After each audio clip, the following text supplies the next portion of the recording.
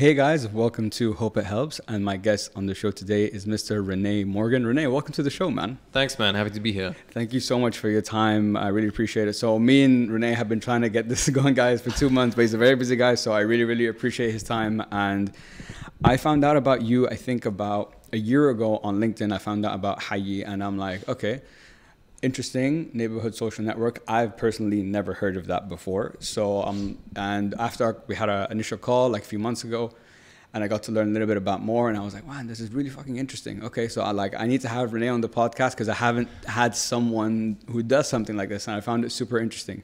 So before we're gonna get into everything. We're gonna get into Hayi, we're gonna get into startup life, we're gonna get into all that. But before we do that, why don't you give all of us a little bit of background, Rene, about yourself, and we'll take it from there. Cool, awesome. Thanks, Khaled. So a bit of background. I was actually born and raised here. I think that's the main thing. I was born and raised in Dubai, and growing up here really kind of enlightened me on how communities and how people live together here. I think one of the core differences between living in Dubai and living in, let's say, a normal country, whatever that is, that's more homogenous, that where people are born and raised and live there and have that network of primary school childhood friends and family friends.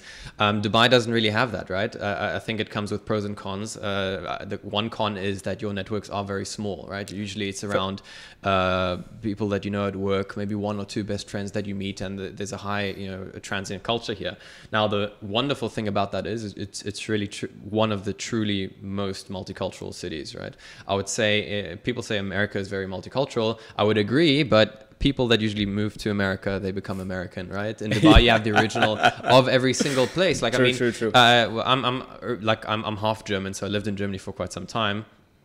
I tell them, like, when my friend group, when I walk around with my friend group, when I was at school here, it was like we were representing the United Nations. Everyone was from somewhere else, and you learn. And this is what I love about Dubai. I feel like you don't have this like tension. This in Europe and America, I feel like there's a tension between diversity. Like diversity is you're not supposed to address diversity, I feel like, because people get defensive about it. Like in Germany, if you ask, okay, where are you from, or something like that, what do you mean? I'm German. Well, even though they're clearly like got some other background, just like me, I'm half Egyptian. Where in Dubai, that's celebrated, and that's what I love about Dubai. One of the first questions is, what do you do? Where are you from? And then you're like, I'm from this, and then you share this kind of the cultural diversity, and you make jokes about it without anybody being defensive about it. That's what I really love about Dubai. But let's get back to the problem that I was talking about. When people move here, most of the people, they don't have that big network. They have to start from scratch, and especially in your neighborhood. Like, how many? I'm not quite sure, but how many people do you actually know in Al Barsha, or even in this building?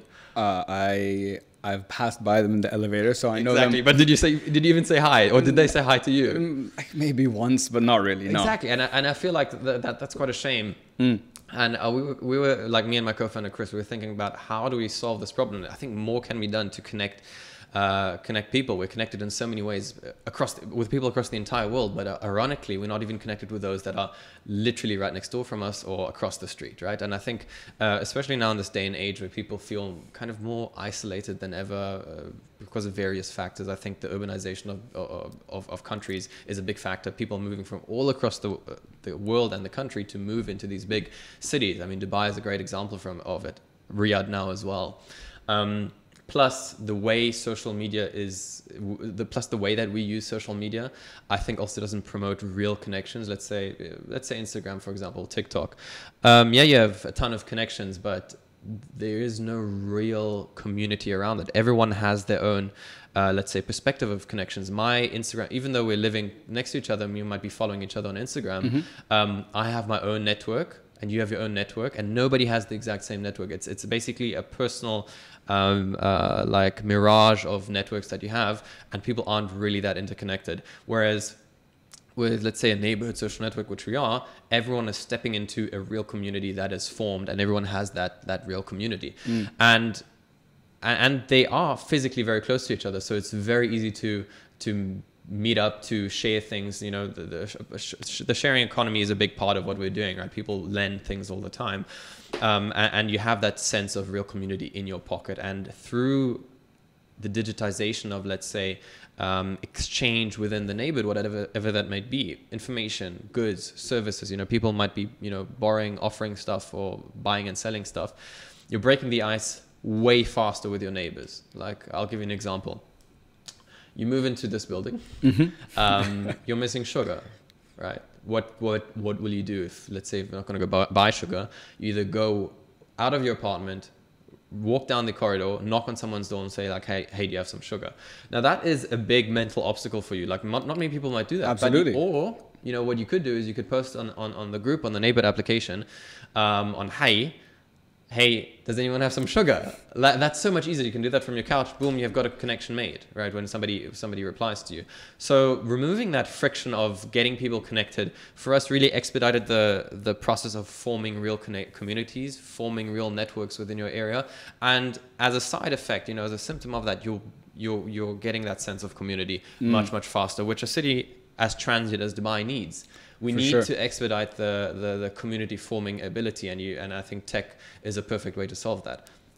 So very interesting what you said about, and it's so true. So if you grew up here like I did, you have, I think you made a good point. Like, you know, you have either your close circle of the friends you grew up with, and those are the people like you hang out with on weekends. And it's very difficult, especially in a place like Dubai, if you're coming fresh, to build that connection because it's very cliquey.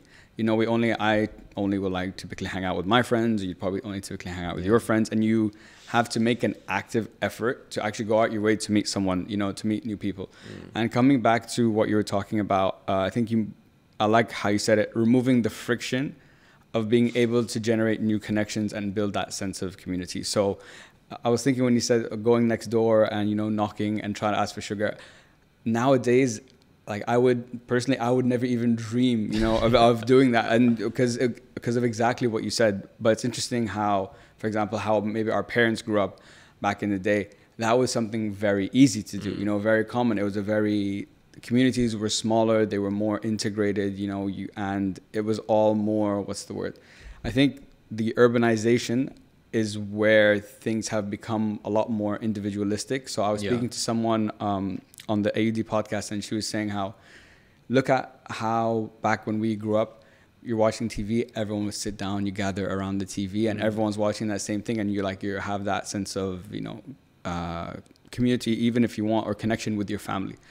Now, everyone has Netflix, everyone has all these different social media, everyone has all these different ways to escape to alone. So for example, it's rare that you're going to be like, oh, tell a friend, oh, come over, let's watch Netflix. You don't really do that. You kind of sit yourself. Or even just gaming, right? I don't know if you're a gamer. Like back in the day, we would have LAN parties, right? We didn't have like these online kind of games. It was so fun. You'd gather around with like 10 guys. The whole weekend, you're just going to play like COD or something. But nowadays, you know, if you look at the kids now, they're just at home, like, come from school and play Fortnite, and there's actually no connection. And I find the best thing about these LAN parties was just chilling with your mates in one place, eating, talking, talking shit, whatever. No, 100%. Man, it's so funny that you said that, because growing up, kind of like you, we lived at networks. You know, that was our summers. That's what we used to do all the time. But now we still game, me and the guys. But now everyone has their own PC at home. Like we're not gonna go to a network, so we connect digitally, and that's where I wanted to ask about. Now that you're trying to digitize the sense of neighborhood and community, what are the challenges that you're currently facing in doing that? Because I feel like even for that sugar example is great. How do you get me to get over that hump or that insecurity or that discomfort to go and actually start making these connections with people on Hayi, for example? Well, yeah, I think... So one thing that's really important, and that needs to be anyone that builds a social network or network-based product can be a marketplace as well. Network effects is really, you know, A to Z. Really. That's what you have to think and breathe, and it's become almost like a science, an art form as well, but almost like a science. And there are resources online and coming from ex-entrepreneurs that really break down how do you create a network effect, right? So your question is basically how to get this thing started, right? Exactly, yeah. I think it's really important to think about one thing about network effects is there are also anti-network effects. Anti-network yeah. effects. So what does network effect entail? The network effect basically entails the product gains in value the bigger it is, right? The network. Yeah. That's the one thing. And then people start inviting other people and everything. But you need to get that critical mass started, right? Yeah. And that can be different things for other things. Like Airbnb said, okay, let's put it this way. For Uber, let's say Uber, a network effect is within one area that you have 100 drivers and 1,000 riders. Let's put it that way, right? Airbnb had also a specific number. You need X amount of rental listings and X amount of users to have that network effect for it to be valuable. If you're going to go into Airbnb and there are just 3 options, it's not valuable to you. And then you have other things like Zoom, for example. You just need 2 people, right? That connection. And then we can also put, project that on Hayi. How many people in one neighborhood do you need on at the same time for it to be a valuable network? If it's not a valuable network, people are going to start dropping off, and that's anti-network effects, right? Okay. So an analogy I can use that best describes anti-network effects is if you're going to go to a party and there's no one at the party, you're going to leave, right? Because the value of the party is the people that are there and also the type of people that are there. Again, using the party analogy is if you're going to go to a party and there are a bunch of random people that you don't know, it's also not cool. And a bunch of random people that don't know each other. So what you try to do is when you're building a network is try to get that critical mass on at the same time. So there's a temporal strategy to it, and then a qualitative strategy to it. You need to get also a right network. Right? Yeah, exactly. And I think that's a really important point. The right network. Atomic networks, basically, right? A core community that the community can build around. In our case, let's take this onto Hayi. When you launch a JVC, for example, right, we need X amount of JVC people that are actually like neighbors in that area, right? For us, it's the right community is really like in a geographic sense almost. Okay. Because we're not one network, we're a network of networks. Yeah, that's what you were telling me when we spoke. It's not about having one, like Hayi is this one big network, which it is, but within that is hundreds of mini networks and mini social circles. Yeah, and then you have also these power users and these community leaders, and then you build around that. So I'll tell you. What's the story? Tell us that. I'll tell you how we did that. Yeah, actually, I would like to start with an example from Silicon Valley, like a very popular application everyone might be familiar with called Tinder. They're also a network, right? Yes, it is. And how do you build that first network? You need every network-based product had some weird growth hacks in the beginning that is catered to whatever they're building to get people on at the same time. And a dating product is probably one of the most difficult networks to build. I think before Tinder, so many websites were trying to tackle it, and dating was like a chore online, right? It was difficult. It was basically you sit down, you have to filter through people and whatever. You have to fill out like a profile and I don't know what. Exactly. And Tinder revolutionized that completely. So let's break it down. What do you need to have a successful dating platform? They need to be in the same area, right? You're not gonna match with someone, let's say, and they're in Abu Dhabi. That's gonna be annoying, right? Or in the US, even on the East Coast, whatever. And there needs to be a gender balance, right? It needs to be similar amount of men and female. And then they need to be similar attraction level, or at least there needs to be a mirrored attraction level in the way they look, in their demographics, their education level, all that stuff. That's not easy to achieve at all. It's a very difficult network to build. So what did Tinder do? Tinder said, and the added difficulty is, it's not cool to be on a dating app, really. You're not going to tell your friends like, hey, I'm on this dating app, usually, right? Because you're going to advertise that you're single, you're looking for people that seems thirsty. And I think the thing that really puts, the nail in the coffin, why it's so difficult, is if you're really good at building a dating platform and your successful connections, they're going to drop off as users. Because once you have a relationship, you're not going to be on a dating app anymore. That's true. So the churn rate is high if you're good at what you're doing. Okay, now let's go back to the growth strategy. The founders of Tinder, what they did was, okay, let's go to a university campus, somewhere in California, I can't remember where. Let's find the coolest kid on campus. And we'll tell them, okay, we're going to host your birthday party. We're going to give you the venue. We're going to give you the drinks and music and everything. If you host your birthday party with us, and the one condition is every person joining needs to show a filled out Tinder profile. Okay. Cool. So what happens then after everyone's like, yeah, cool, sure, we'll do that. In 24 hours, the next day, everyone wakes up. You've got 300 to 500 cool university students, the it girls and the it boys, if that's even a thing, sorry. I know what you mean. I guess. Yeah. And everyone's going to be like, okay, who did I not meet last night at that party? Same demographic. It's the cool people, and that's where how you get that core atomic network, and then it grows from there. So we said, okay, how can we do this with Hayi as well? Because we're also a network of networks. We kind of, the idea of Hayi was conceived during COVID. So there were still these COVID restrictions and everything. And we launched in like 2020, beginning of 2021. But we said, okay, we want to get a proof of concept in just certain neighborhoods. Sure. How do we do that? We started partnering with the Facebook group admins and everything. Because that's where the communities were initially. Exactly. You took the words out of my mouth. Where's the audience, right, at the moment? And then, okay, this is going to sound really funny. Chris and I said, okay, well, first of all, we just posted, hey, join this group. Sure. 2-3 downloads, right? It was just a normal, like an advertisement, basically. Didn't get much engagement. Okay, cool. How do we do something engaging? And then Chris and I said, okay, we can't really do events.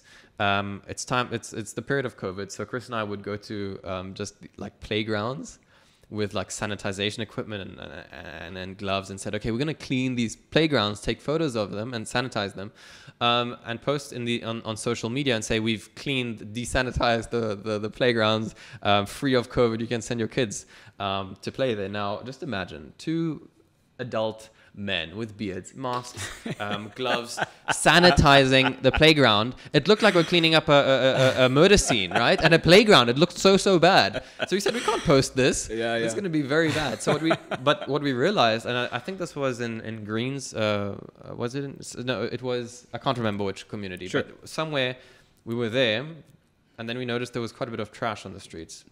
And I said, you know what, why don't we just, and we had like a branded t-shirt and stuff, why don't we just pick up some trash and try get like a volunteer group going? Or we didn't even think of that at that time, but let's just pick up trash and say, hey, look, we started this initiative. We're cleaning up your neighborhood, right? We posted that, and instead of getting like 2-3 downloads, all of a sudden overnight we get 100 to 300 downloads because so many people were commenting that they wanted to join, and that would go into the algorithm. We didn't even expect that. We got like 100 comments, hey, I want to join next time you do it. And then we said, okay, cool, like join our app, Hayi, we can organize the next one.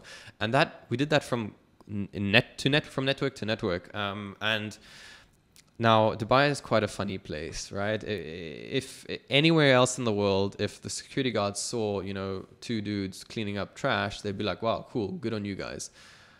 The security here was a bit different. They would literally, I think this was in JLT, they stopped us and said like, what are you doing? Do you have a permit for that? Mm-hmm. And then Chris, my co-founder, said like, okay, do you want us to put back this can on the floor? And he said, yes. Only in Dubai. Oh, wow. So we'd have to do this like an undercover style. We'd have to sneak into these communities, pick up trash. Only in Dubai you'd feel like a criminal for doing like the kind of charity social work. Good. Yeah. Because it's just like uncommon. But that was really successful. We had real estate developers reach out to us, Nakhil and Damak, and even Dubai municipality at one point, and then this waste management company as well. They said, look, we like what you're doing. Let's partner on this. So we did like bigger events with Nakhil and JVC in Palm Jumeirah. It kind of evolved into like a recycling workshop almost. We got all the kids to pick up, all this trash with us, and then made a game out of, okay, where does this need to go? Plastic, organic, however they separate that. But all in all, the story of this is, like, you need to do these weird growth hacks that get that first critical mass on board, and that's what we did across multiple communities. It must have been like 20 or 30 in Dubai. We woke up early in the morning to beat the heat, picked up some trash, posted it, and then we got those initial communities going.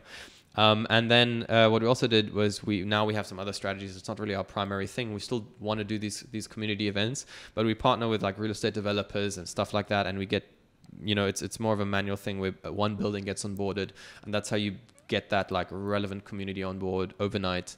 And then of course you take advantage of, once you have this critical mass, viral effect. So we're not really doing any active marketing at all, but we still have users joining on daily just because of word of mouth. People are sharing their platform, and that's what you call like that network effect once you have that. Yeah.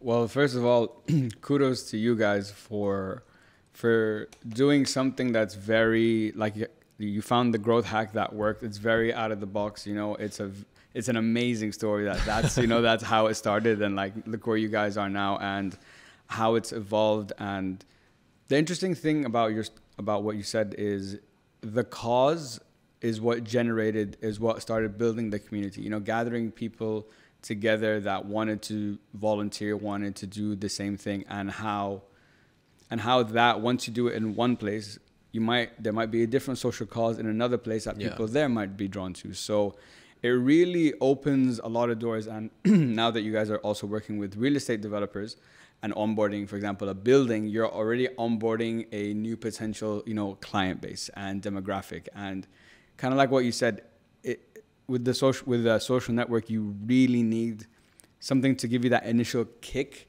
to then, you know, continue gradually, you know, building it and expanding it. And you guys said you've done 20 or 30 already. That's fantastic. It's probably more by now. I'm curious, what has been, so you guys have been doing this now for about 2 years. You know, I don't know how many users you have, but I know it's in the thousands. Now, when you take it like a step back and you look at it and you see what's been going on the platform, what's the feedback been like? Have people been super active on it? Have people found new benefits that they didn't want or realize once they joined the platform? They just joined, for example, in your case, like, oh, I want to help pick up trash, but you're picking up trash too, cool. So you already have that initial like connection that we in quotations think alike. So I'm curious, what's the feedback been from like the user base, and like how do different social networks result in different feedback points? Because, for example, in the one that you were talking about was like picking up trash. Another one might be a play group for kids or whatever the case might be. So I know it's very different and it's not a very easy question to answer, but just reflecting on everything when you take a step back, how's the feedback been, and what do you see as the next step? What do you need to do to take it to that next level? Awesome question. So I think like there are two ways to look at this: quantitative and qualitative in terms of feedback. Sure. The quantitative feedback is we have 25,000 verified users. Wow, and that's amazing. Well, congrats, man. Thanks. That's amazing. 24,000. That's a lot of people. And it was primarily just through these kind of guerrilla tactics and people inviting each other. Fucking fantastic, man. Awesome. And I think like you always have to think, okay, what is just from a metric point of view? I'll get to the qualitative aspect later.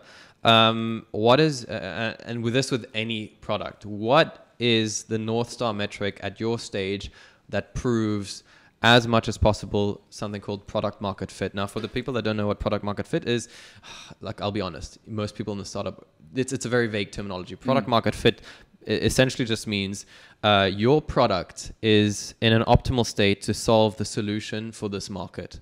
Right? Okay. The different indicators of it. When you're building a startup, you have to see. Sorry. No worries. What's the metric that indicates that for you? For us, in our stage, we say, okay, cool. For some businesses, it's revenue, right? Like a B2B SaaS. If they are really solving a problem, a business is gonna pay for this solution, whatever it might be, for their business, right? Mm-hmm. Logistics management or inventory management. And if they pay for it, a VC or investor or entrepreneur will say, okay, cool.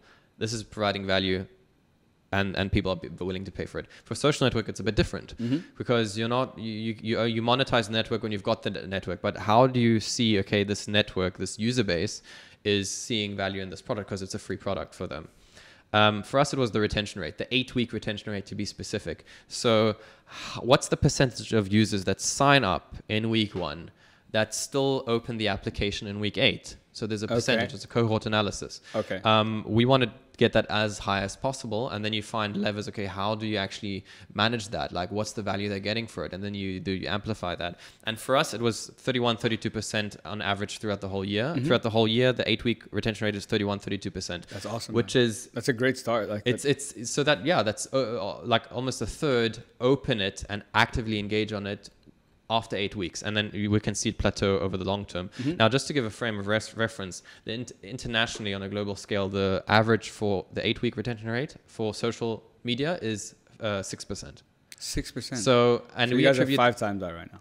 Yeah, exactly, 5 to 6%. That's awesome. And I think the key is just like because there's a FOMO element to it. You know, oh, my neighbors are on it. Am I going to miss something? Even if they don't actively engage, a lot of people are just browsing, lurker users, we call it, right? They don't want to miss out on something that's happening. You know, like, is there going to be an event? Is there going to be some gossip around the area? Sure. I think that's the main thing that people people like. I think especially in the Middle Eastern some juice is always good. Yeah, exactly. I'm half Egyptian, so they live on gossip, right? Yeah. That's why I think Egypt is a great market for us. But besides that, that's the quantitative stuff, right? Okay. And we were like, okay, what is the thing that really, what's the problem that we're solving? Really, the information exchange, and as basic as it sounds, just the speed and quality of of the content needs to be optimized. Yes. Meaning, okay, can somebody post without it going through lengthy moderation? What happens in these Facebook groups, right? Sometimes it only gets approved the next day. We want to make sure that time is reduced to a minimum. So what we have is we have a spam control mechanism where you pick up our system picks up certain keywords automatically. Like if someone's trying to sell or doing something, illegal, we pick that up and then it automatically goes into moderation, and then we can approve or disapprove it right away. But then a large chunk of like genuine posts don't do that. And how that allows us to give us instant notifications. So with a lot of these other platforms, Facebook included, and stuff like that, when somebody posts, or WhatsApp groups even, people switch off the notifications. When somebody posts, that notification goes immediately to the neighborhood, and they'll immediately get a response. That's value for them. Of course, yeah. And that's for the people seeking engagement. For the people that are just wanting to browse, if they're going to browse through and it's a bunch of like telecom ads, movers and packers, whatever, like you see in the Facebook group, spam, promotion material, it's not valuable content for them. They want to see what are people talking about, what are the discussions, what's happening. And so moderation is key. And also we have a geo verification system. So if you're in Al Basha, for example, like we are now, you sign up, you have to verify your location to actually get access. So it's a very simple... So I can't pretend like, oh, I'm somewhere else and I want to get access to, another group. Like a salesperson. Exactly. That's what we see. I'm in every single Facebook group across the entire city, and I'm only living in one place. That's the example, right? Yeah. So that's the quantitative feedback. Qualitative feedback is you can just open the application. You'll see people engaging like multiple times a day, even though we're relatively early stage, so 24,000 users across various neighborhoods, of course. We have some hotspot areas where we have, we focused on acquiring many users through these kind of like guerrilla tactics. JVC is one of them. Yeah. People like are posting and engaging every single day, even the users that have signed up like a year or longer ago. So that is for us a great validation, right? That long-term retention rate and people engaging. And I regularly go out with users to like just have a coffee and ask them, okay, what value has this given you? And that is for me the coolest thing when they say, hey, now the Hayi app, through the Hayi application, I found somebody that's living right next door to me that goes on runs with me at 5 a.m., 6 a.m. in the morning. Now I'm getting out of the bed in the morning. Now I'm just met someone I didn't know that was also right next door to me. That's a marketing consultant. He's helping me with my business. Those kind of things. We facilitate information exchange. What happens with that information exchange is up to the user, right? Whatever it may be. That's the value we provide. And so, just one more point I want to add to this. Generally with these networks and network effects is a lot of people are, okay, what's the problem you're solving?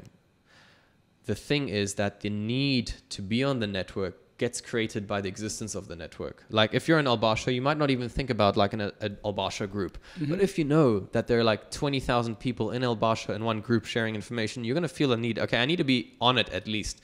At least it's definitely going to spark my curiosity. FOMO. And then, thank you very much, FOMO. Yeah. FOMO is a very, very powerful thing. And coming on to what you were talking about when you were talking about like the moderation of it.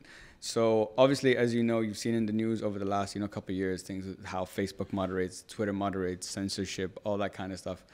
And it sounds like you guys have machine learning. That's how you guys are like analyzing the spam and gathering all the analytics. For example, like you were saying, if someone wants to sell something. So when it comes to, for example, let's say, let's take, like the Twitter example and related to this, how Elon Musk came and he's like, there should be no one should not be, everyone should be allowed on the platform. There should be no censorship and so on. So in your case, for example, you guys are a social network. People are constantly sharing information, they're talking with each other. How do you moderate if there's conflict or there's negative behaviors? Because let's say people get into like an argument. There's his side to the story, there's the other person's side to the story, and then there's your perspective on the situation, and you have to act as, you know, the judge on that. So how do you manage that without implementing or bringing in our own personal biases into this? That is a key question for any social network. And I think a good way of thinking about it is, okay, what kind of social network are you?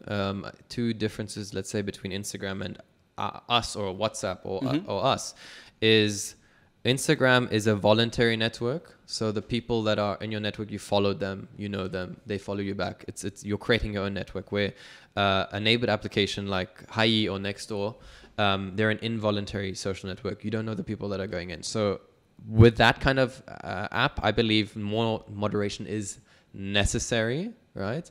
And what we do is this is something that evolves over time as well. Of like course, we're still looking what to do. But you think about, okay, what is the one thing people don't want? It's salesy people and illegal content of whatever sort.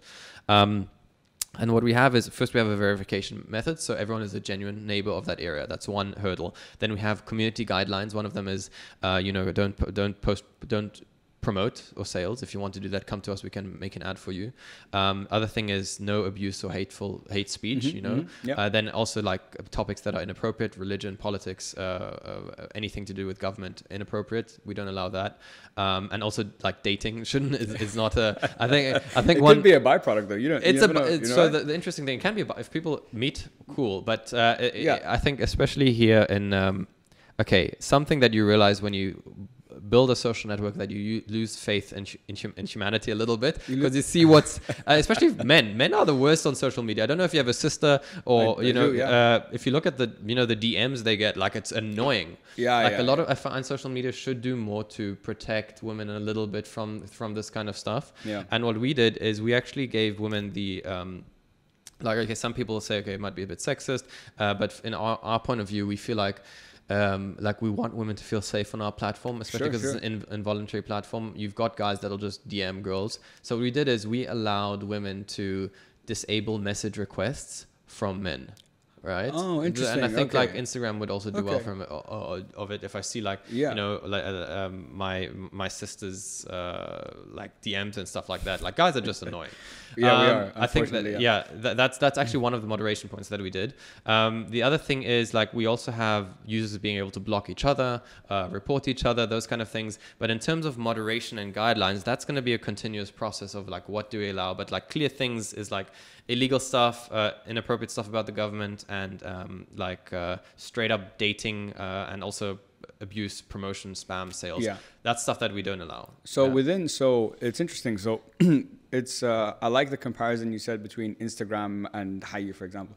Instagram is voluntary and this is involuntary because anyone can join. It's not about who I follow and so on. But it sounds like you guys are doing two things, which is really cool. So let's say this building, right? This building joins Hayi. Now everyone on this building, let's say, joins the app. Involuntarily, you don't know who it is, you don't know what's going on. So you're doing one thing. Number one is you're creating the opportunity for me to meet people, for me to connect to people, to understand, my neighbor, to get, more access to people, to just grow your network, to just meet people simply. But within that, correct me if I'm wrong, I feel like in the app, let's say you meet people, and look, you're not gonna like everyone, and not everyone's gonna like you. Can you within like this, let's say this building's this building's community, can me and like, let's say 2-3 guys that we like really get along, whatever, can we create like a subgroup within Hayi that only like we can talk to, or is Hayi just kind of like, would that, I guess, if that situation happened, would that just translate more like, for example, to WhatsApp? Or can you create these sub-communities in Hayi with people that you genuinely, like that, and you don't want, other people to like a to? running group, something like that. Exactly. You hit the nail on the spot there. It's exactly what we're planning to do at the moment. We're not, because it makes more sense to focus on these things once your network is a lot bigger. Of course, you want to subdivide them. You don't, because you don't want to encourage anti-network effects where you're breaking it down. Like the main thing is you want to grow that one thing. But I mean, Nextdoor in the US is already doing that, right? Where you even maybe cross neighborhood, you have these groups, like let's say a mom group, or like a play date group, right? Where parents get together to organize play dates for the children, or a running group, cycling group, crypto meetup, those kind of things. We are definitely doing that, yes. Yeah. But it's not there yet. It's not there yet. Yeah. And you mentioned Nextdoor, and there's another one in Korea called Dagger, I think, that you mentioned, that have a similar business model. So I'm curious, when you look at what they do and the way they have built it, what do you find, what's something, for example, that you would want to adopt from what they've done to translate into your process? And what is something, I guess, because I think also culture is going to play a big part in this. I think in, for example, places like the States, I don't know about Korea, but I feel the States is a more open place, less conservative than we are here in the Middle East. Not that Dubai is conservative, but if you're going to look on balance, yes, we are in comparison to that. So what have they done that you want to adopt and implement into your thing? And what is something, for example, that culturally you feel is going to be a barrier to be able to implement that? I love that question. So in the US we've got Nextdoor, and in South Korea it's Dangan Market. Sorry. No worries. In English they just call it the Carrot app. They're actually in the UK. So this was also a big inspiration for us to make this, because we saw like a global phenomenon of neighborhood apps popping up in the US and in South Korea. We kind of think that really coincides with two things. People are becoming a lot more locally aware. People, real sense of community, especially after COVID. People realize how disconnected they actually are after being locked down. True. And then like, wow, I don't know people. After the lockdown stopped, everyone was a bit socially awkward because they didn't interact with everyone, but sure. People were happy about these interactions. I went to a coffee shop, and I would after lockdown, and people were just like, would take time out of the day to just speak to me. And I think that is like a permanent kind of shift in how we thought about things, and that's going to stay. And that Nextdoor really picked up with users there as well. Plus, people just want to buy local, support local, those kind of things. Yeah. So I think that is a mind shift that's global. We can see it in the Western cultures. We can see it in Asian cultures.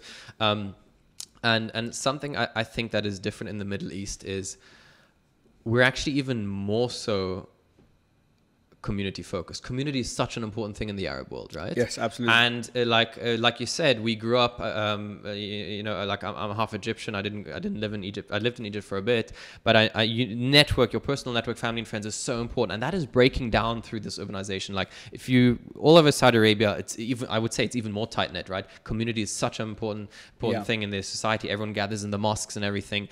And now where all these younger people are moving into these new developments in Riyadh, all of a sudden they don't have that anymore. So we see an even more exciting opportunity in Saudi Arabia, right? Okay.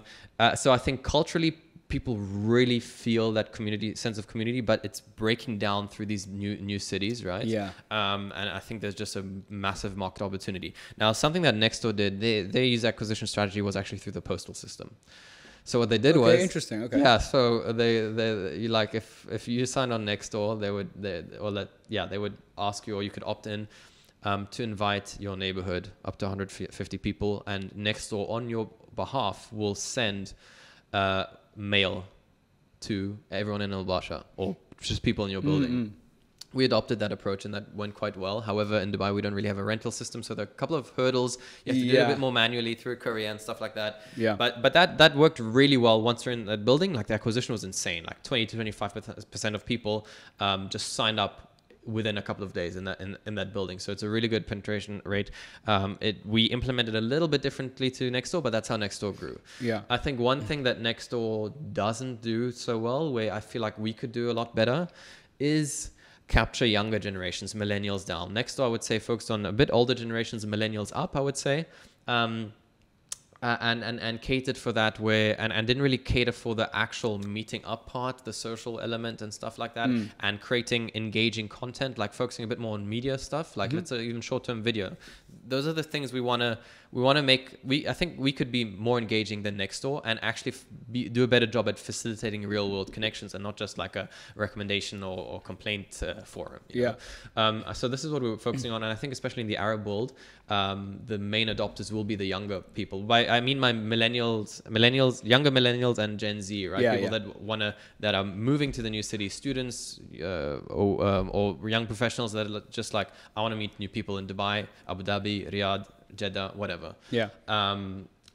So this is what we want to tap into, and this is what we want to do better than Nextdoor. Like everything gear it more to like or at least include younger generations, and younger generations need a lot more. Also, like the viral effects and word of mouth is a lot better with the young people. That's 100%. That's 100% true. And what you I never actually thought about the audience, you know, for a platform like yours or for Nextdoor and so on. Because now, like, you know how it's funny how social networks evolve. So when Facebook started, obviously we were all like young, and we all joined it. We were excited, like, wow, what is this? And now then came Instagram, and then came Snapchat, and then came all these different things. And now, for example, people our age, I have a Facebook. I think today was the first time I even opened it in a year, 2 years.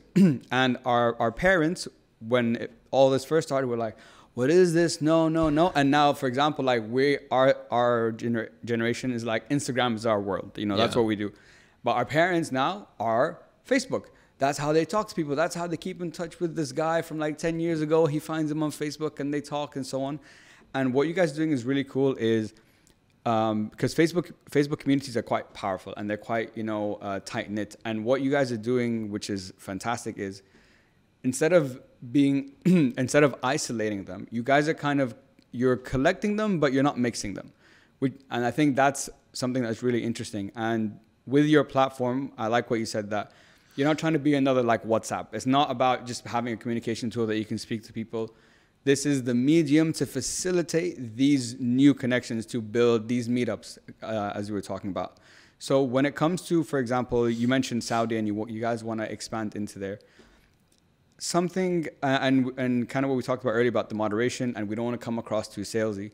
Now we're gonna talk about it from like a business perspective. Now, what you guys have is something quite powerful, because you have demographics of lots of different communities. A lot of companies would love to have, you know, access to this information, to have access to that target audience, because you guys know, for example, JVC, these guys are the runners. Okay, so Nike might be like, oh, you know, we wanna hit that. So I guess now it becomes, I'm curious how you see it. It's kind of like a balancing act.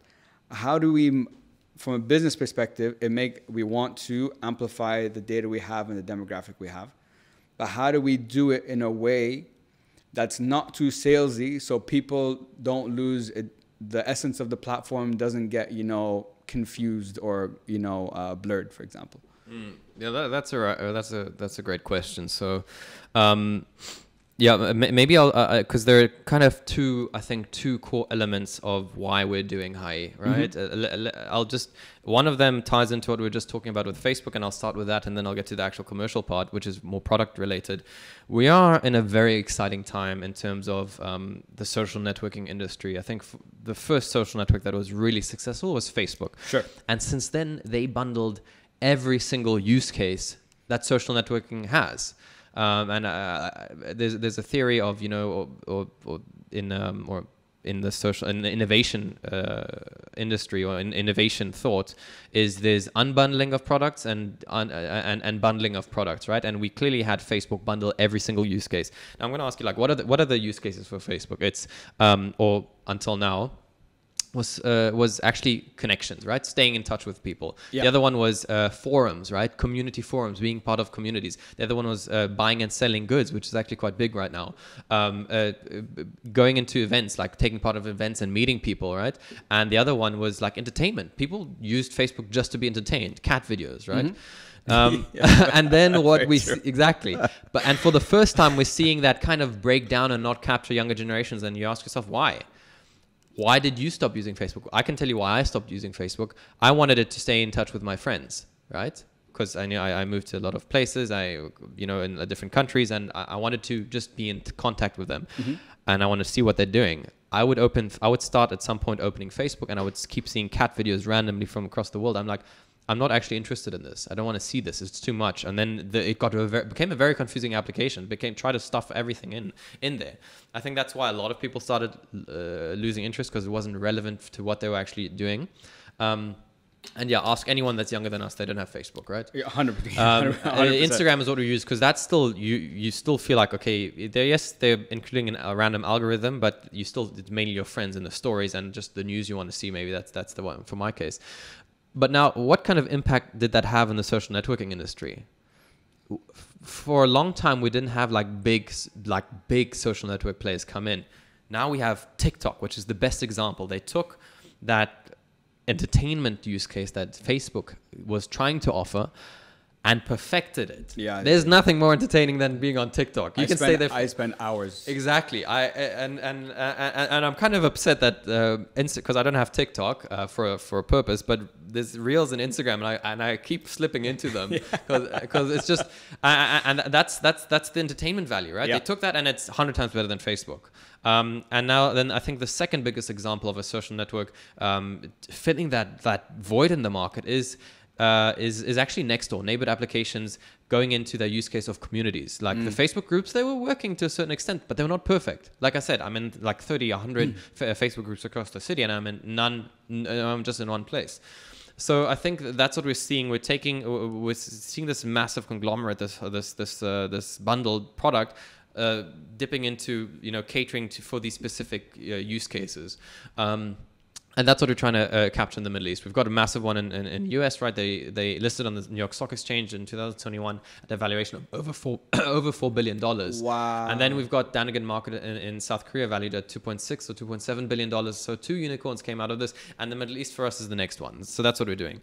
Now, that was the product opportunity we're trying to seize. Yes. Yeah. Now we're going to the commercial one, which you started on. So sorry for this big thing, but I wanted to give that. No, please. Now the other one is, I'm not quite sure how much you're into digital marketing, but digital marketing has become very expensive, especially for smaller businesses, and inefficient. It is, yeah. You're not going to get anywhere with a monthly digital marketing budget anymore of 10,000 dirhams, and 10,000 dirhams is a lot for a small business, let's say a cafe or even just like a shawarma shop. 100%, yeah. Because the more narrowed down you want to be, the more in terms of data you want to target, let's say just people in Al Barsha, that's going to be very expensive, very difficult. Your cost of user acquisition is going to be very high. And I'll tell you why.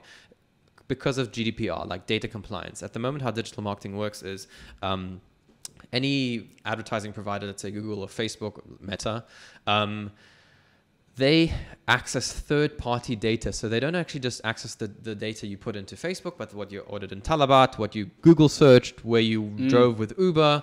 They use all that data to create your profile and use machine learning algorithms to create a perfect advertising ad space. And that's what cookies are, right? Basically. Yeah, 100%. That's what it is. Okay, because they're asking now, exactly. You accept, not accept. 100%. And until now, or until recently, that was just normal. Cookies were in it, but now you keep seeing, do you want to share your cookies, right? Exactly. Do you want to share your data? And they make it as complicated as possible. So just click yes. Yes. And iOS not recently, I think 1 or 2 years ago, changed the policy that you have to opt into it. So you can actually say no, and the majority of people, when they download Facebook, they say no, I don't want my data to be shared with this platform. So now look from the Meta's perspective of advertising, and this is what caused a lot of problems for them.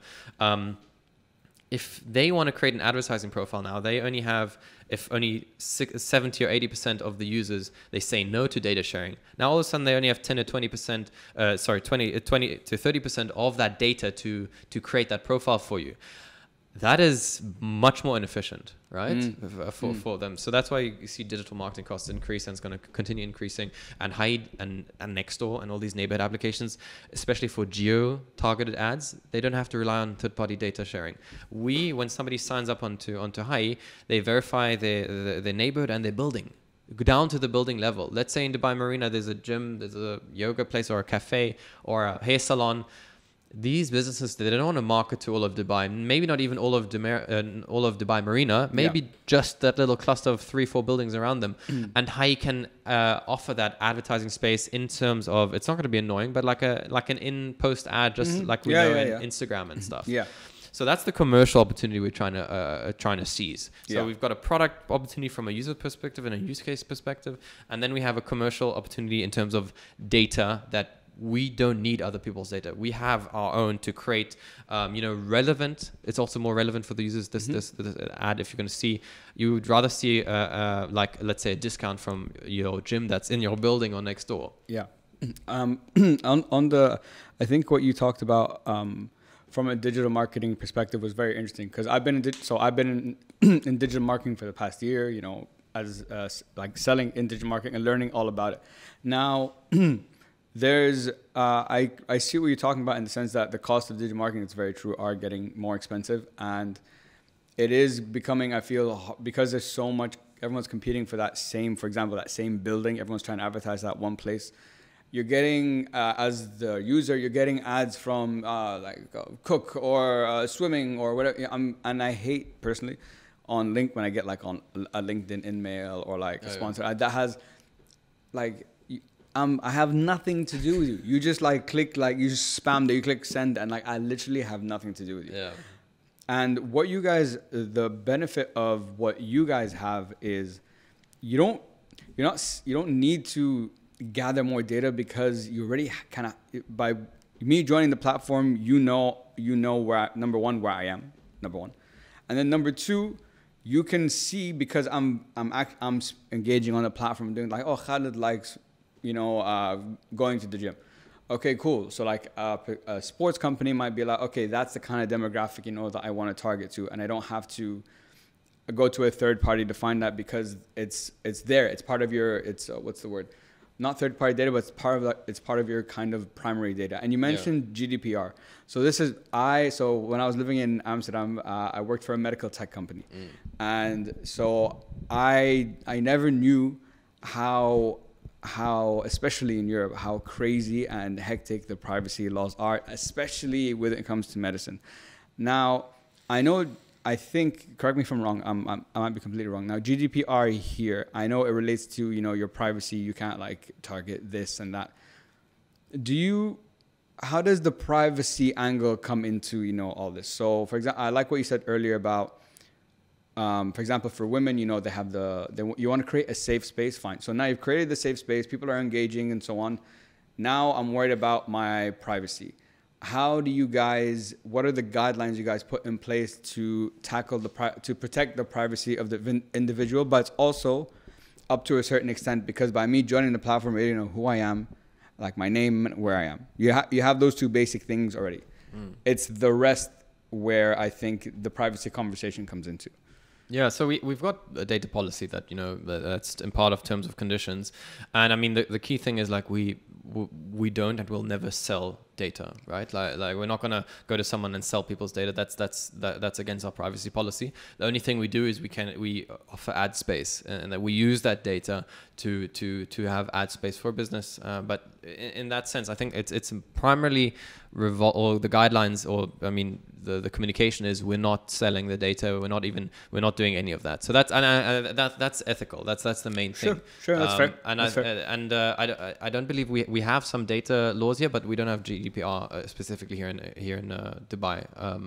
But yeah, we definitely have these guidelines and stuff like that. Yeah, and kind of like, and I think as long as you have those, as long as you're never going to sell the data, I think you kind of covered that. It kind of covers like the worry I would have as a potential consumer joining the platform. Yeah. That's what's most important.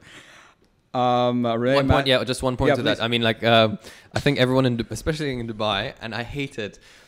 People just get your phone numbers for some reason, right? Oh my God. And I've noticed it. I think it also goes through these WhatsApp groups, because your mobile number is exposed on these WhatsApp groups. And obviously for Hayi, you don't need the mobile number. Yeah. That often when I join a big WhatsApp group, next day I get like financial advisor or real estate calls, and I'm just like, it's just so annoying. It's very annoying. That's really, really annoying, and I would never want to promote that in any way or shape. 100%. I'm so happy you brought up that example, because Even me, like on my phone, I get maybe like 10 messages, not WhatsApp, but like messages a day. It says like add and then this and that. And I've opted out.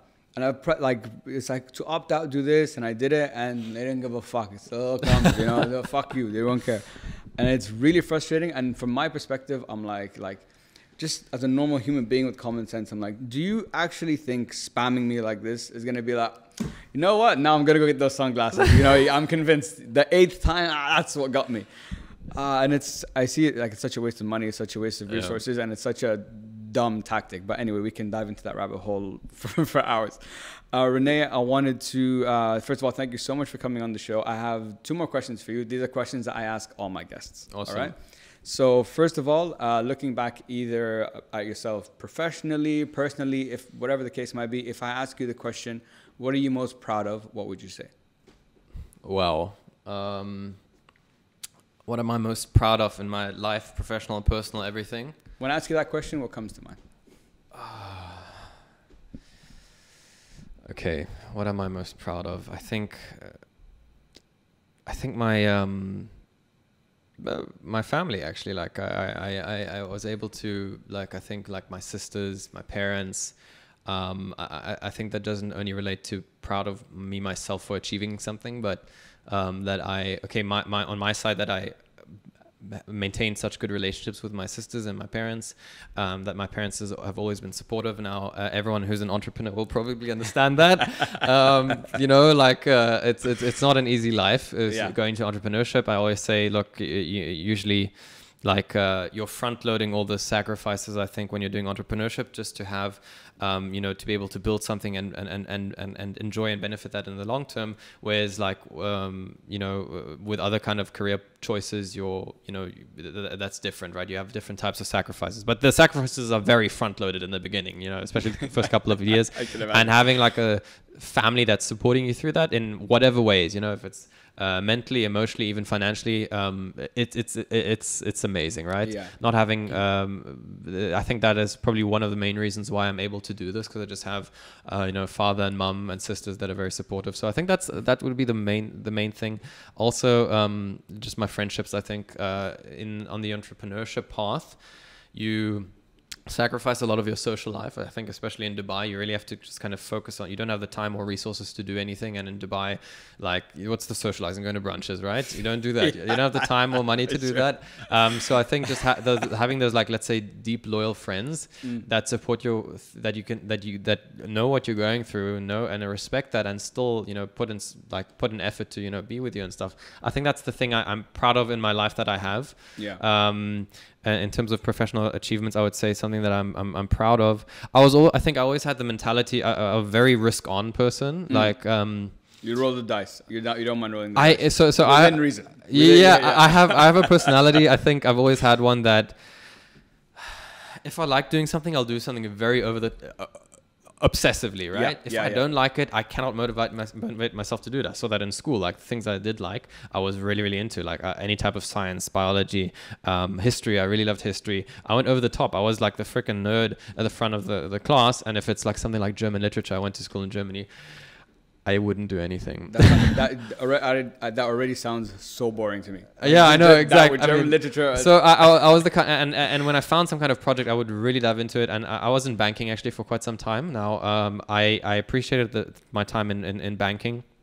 Because I got the technical skills that I wanted, but I saw myself not being passionate about it. I only did that because I was in VC for a while as well. I was an analyst at a VC company in South Africa, and that's when I really fell in love with it. Blah blah blah. But through my entire life, I liked doing like the very risky things.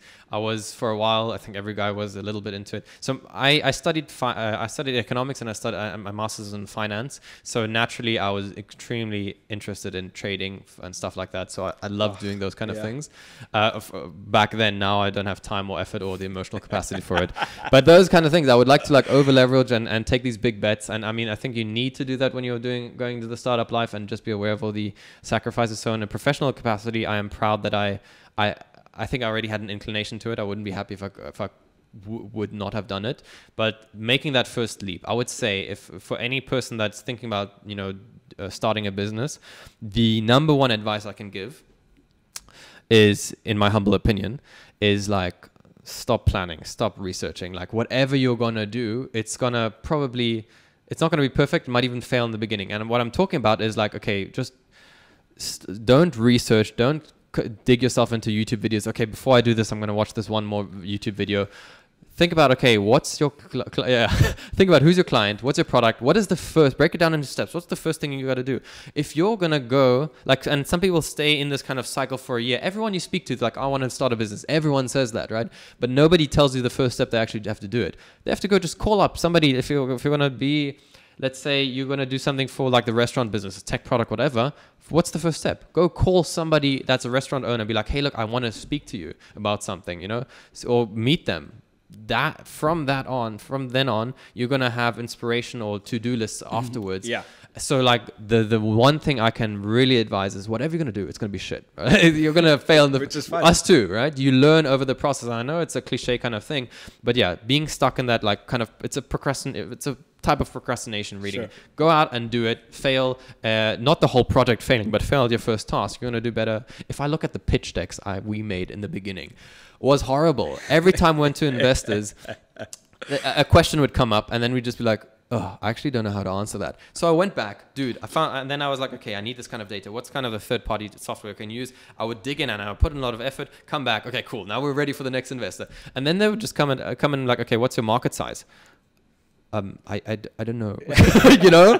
So like there's a whole kind of... It's an iteration. It's a constant iteration, you know? And whatever they're doing, if they want to build their first cafe, if they want to do a tech product, if they want to become an influencer, do the first thing that's going to lead you there. You're going to learn so much more than any YouTube video, book or whatever. 100%. And well, first of all, it's very beautiful to hear that one of the things you're most proud of is your family and, you know, those relationships that you have. I read, I don't know who said this, but it was a quote once, you measure the value of the life by the value of your relationships. And that's something that I've always, you know, stuck to, because I'm similar, you know. My family, my friends basically are like, they say friends are the family that you choose. I'm just banging out quotes now. But but it's really beautiful to see that, man. And kind of what you were talking about that first step, like to actually do that, for example, it's very timely that, you know, you're saying that. So for example, so I've been doing my podcast now for 3 years. Now, I've never been a fan, I probably said this on other podcasts, but I've never been a fan of social media. I'm just not. When I post, it feels inauthentic, you know. I like to be, if it's up to me, I like the work to speak for itself, and, you know, that's how I build myself. But I've known from the beginning, and I've seen over the last 2 years, I'm like, we're in the attention economy now, so I have to be everywhere, whether I like it or not. It reached a point that, like, now I make TikToks and I do all this content and stuff, so I'm like, and we're back. All right. Yeah, so what was I saying? Yeah, so I realize now, even though I'm not a fan of it, and I don't like to do it, this year something happened. Like it's been on my mind for like 2 years. So, and kind of like what you're saying, I'm like, oh no, I'm not ready yet. Let me watch another video about like content, or let me do this. And you don't do that action, but I must, like, the energy to do that first step is the hardest thing, because after that, now it's not that it's perfect, not that I have a perfect process, but it's easier. It's a lot easier for me now. Like when I want to go make like a new video now, I'm like, but like, fine, it's not as bad. You've done it before, right? Exactly. You reached that, and I would say the same thing for me. Like if I were to start another startup, like okay, cool. First thing is like, dude, on pitch deck, incorporation, speak to the devs, make a first product. Yeah. Like it's an accumulation of a lot of small steps. Yeah. And I think this is I feel like one of the best quotes to describe how to build a startup is, I believe it's by one of the Google founders, is the value of your startup is measured by the number of problems solved. That's right. Awesome. So you're always problem solving for things. Things will never go your way. You're going to say, every time we said, okay, strategy A, B, C, we try A, we see A doesn't work, B and C won't work. Yeah, A/B test. Yeah, exactly. Yeah. And that's, I think, the main thing is like, go out and do it, and you only get better at it. I know it sounds so generic, but this is really that's how you need to do it. You need to, yeah, like you said, like you will overcome that barrier and do it again. I think, yeah, because starting a business is such a scary big thing. It's like, oh, I could never start a business. That's how people usually feel. And then you kind of realize, okay, actually starting a business is not one big thing, but it's a lot of smaller things. Like I taught myself, okay, data analytics. My day is made up of, the morning I do data analytics, then I do some email, LinkedIn reach out to investors, then I edit the pitch deck, then I do some design work, then I speak with the devs, and then I do sales. And then I literally go pick up trash on the street. And then I always say, like, as a founder, you have to do you're an intern in every department until you can afford to get someone that does it better than you. 100%. And okay, just one more thing please. Of connects to the family aspect. I really found, after the startup is when I valued family a lot more. When you're young, you take it for granted, right? Big time. And then you just like, oh, mom, whatever, or sisters, dad, whatever, like, stop annoying me. I want to be with my cool friends. And then you realize, like, in life in general, I think, especially when you're in business, like that, like, let's say unconditional love is actually so precious that doesn't exist anywhere else. Because in business, and it's harsh to say, but no one cares about you. Oh, absolutely. No one gives a shit. No, like you, if you're not gonna everyone wants value from you. If you cannot give it to them, there's no need for use for like you. Exactly. You're just wasting each other's time. Exactly. And it's easy to kind of go into like self-pity, like, oh my god, can't anyone just throw me a bone? Like, that's not how the world works, especially in business. Like, you have to go and create that value, and then you have to and that's the only way you can make that network, create these connections. 100%. And I think the quicker you realize that, the better you will be at it, without having to, because I mean, a lot of founders, they get like, there's a lot of mental stress on founders, and some people don't go through that. But I think when you accept, like, this is how the world works, no one cares about you in that sense in business, but you have your friends and your family that really do, like, unconditionally care about you. I think that's important to realize. Yeah, and I think, like, it's funny what you said when it comes to family. Like, growing up, you take it for granted, and, like, in my example, like, I relate to that, because I feel like as I've gotten older, obviously the conversations I've had with my parents have changed, and now yes, they're my mom and dad, but, like, now, okay, I'm 32, I'm gonna be 33 at the end of the year. Now I see them, yes, it's mom and dad, but as people. Like, I get you're a person, like, it's not, you're with not their own flaws as well. Yeah, exactly. It's not this magical thing, you're perfect or whatever, or imperfect, it's just, it's really interesting getting to know your parents when you're older, from that perspective. But coming back to what you're talking about, I love that quote, because the more problems you solve, the more useful you are. And the thing about business is, like, no one cares about it's cutthroat. There's nothing. You're good. I want you. You solve my problem. I'll pay you money. If not, unfortunately, there's 1,000 people out there that I can get instead of you. Yeah. So you have to really be creating that value. But coming back to what we were talking about, and my final question for you, Rene, today, this has been so much fun. What is the message that you'd like everyone to take home with them today? Message. Oof, that's another big one. Yeah, we saved the big ones for the end. Yeah, just give me a moment. I would say,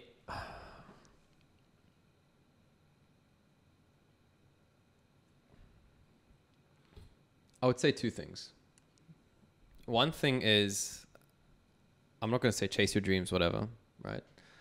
I'm going to say, and this is from, like, a founder professional perspective, is something that I already kind of said, is, like, if you want to start a business, you're going to be so unhappy if you don't do it, until you do it. Go at it. You don't have to quit your job or anything. Go at it. Do the first thing. Make a list today. It's like, okay, what is the first thing I can do to get started? Do that. Even if it's just a call, even if it's just, don't stop doing research, stop doing resources, do that first thing. You're going to mess up on the way. You're going to be like, oh, okay, shit, what kind of contract do I have to sign for this? Okay, I'm going to call people. It's going to be a long process, but those little tasks are going to form after you do it. There's one quote also from, I think, there's this book, I forgot, this orange book. Subtle Art of Not Giving a Fuck. Exactly, that one. There's one quote is like, inspiration, there's like an inspiration loop. Like, people say, I'm not inspired to have an idea, that's why I can't do anything. But I believe the way that the author stated it was really, really great. Inspiration doesn't come just from the sky. It comes from doing something. You get inspired from doing something. And that's the loop you need to get in from. It's not a chicken or the egg pot. It's like you start with doing, right? That's one thing. I think that's one message for anyone that wants to start anything, whatever it is. Can be a side hustle, can be small, like a social media page. Do that first thing.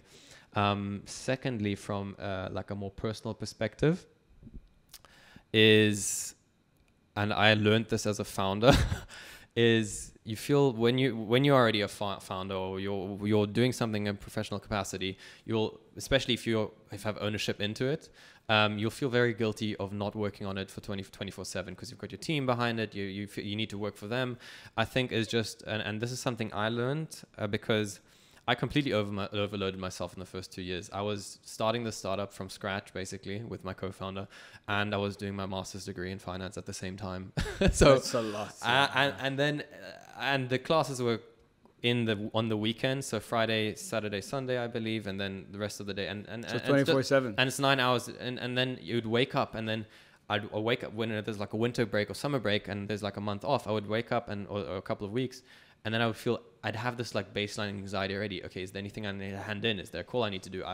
That's when I realized, and especially when I stopped my master, when I graduated last year, I was like, okay, you need to also make that time, like be strict on your weekends. Like, okay, at least one day in the weekend, be like, cool, I'm going to do something for me recreationally. Because also think of it, like I had a friend recently who's massive startup, raised I think 6 million or something. He closed down earlier this year.